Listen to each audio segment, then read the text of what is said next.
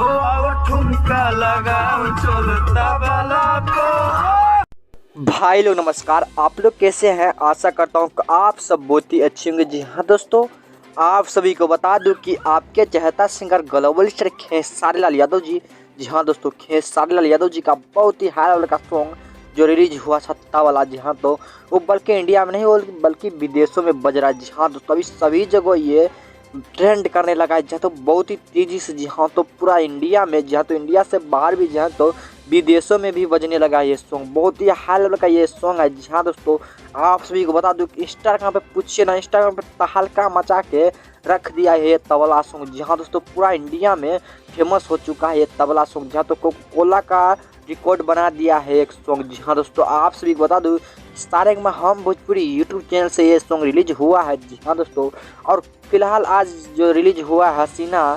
जी हाँ, तो हसीना वाला सॉन्ग खेसारी लाल जी का रिलीज हुआ है, वो भी तहलका गाना है। जी हाँ दोस्तों, अभी इंस्टाग्राम पे तबला सॉन्ग पूरा वायरल पूरा तरह से। जी हाँ, तो ट्रेंडिंग में चल रहा है। जी हाँ, तो अभी सभी जगह ये ट्रेंडिंग में चलने लगा है। जी हाँ, तो ये तबला सॉन्ग। जी हाँ दोस्तों, बहुत ही हाई लेवल का सॉन्ग है।